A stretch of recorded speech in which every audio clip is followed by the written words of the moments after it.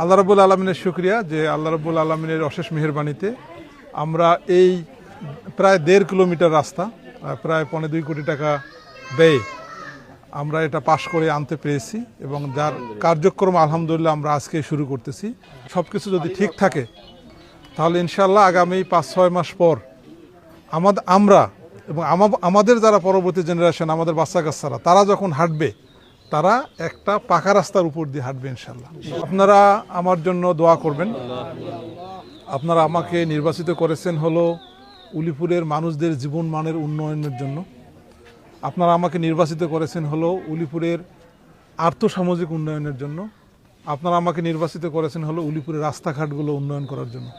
এই এলাকার আপনারা যারা মানুষ, এই রাস্তার কাজটা হলো আমাদের উন্নয়নের জন্য, আমাদের এলাকার উন্নয়নের জন্য। এই জন্য আমাদের দায়িত্ব হবে যে অনুযায়ী কাজ হবার কথা এই অনুযায়ী কাজটাকে বুঝায় নেওয়া।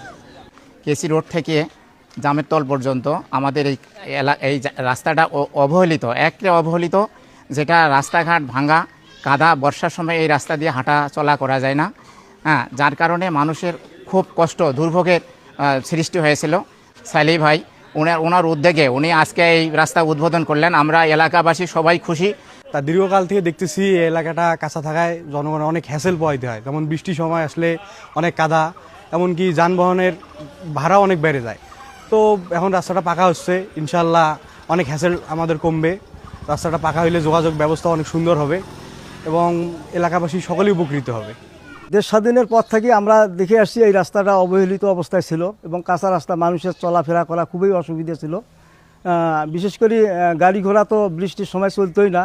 তো আমাদের মাননীয় এমপি মহোদয় এবারে আমাদের এই রাস্তাটা আজকে শুরু করলো, উদ্বোধন ঘোষণা করলো। দীর্ঘদিনে প্রতীক্ষিত এই রাস্তাটা হচ্ছে এবং এই রাস্তাটা আজকে উদ্বোধন করলেন আমাদের কাঙ্ক্ষিত এমপি জনাব ব্যারিস্টার মাহবুব আলম সালিহ। ওনাকে আমরা তওকুরবাসী, বিশেষ করে 8 নং ওয়ার্ডবাসীর পক্ষ থেকে মোবারকবাদ জানাচ্ছি। জি আলহামদুলিল্লাহ, আজকের এই উদ্বোধিত রাস্তাটি দীর্ঘদিন কাঁচা ছিল, মানে শৈশব আমরা দেখে আসছি রাস্তাটা কাঁচা। এটা বর্ষাকালে শিশু, বৃদ্ধ, নারী, অসুস্থ রোগী সবার জন্য একটা মারাত্মক ঝুঁকিপূর্ণ রাস্তা ছিল। আলহামদুলিল্লাহ আজকে রাস্তাটা উদ্বোধন হয়ে গেল। রাস্তাটা খুব শীঘ্রই পাকা হবে। আমরা অত্যন্ত খুশি এবং খুব খুশি।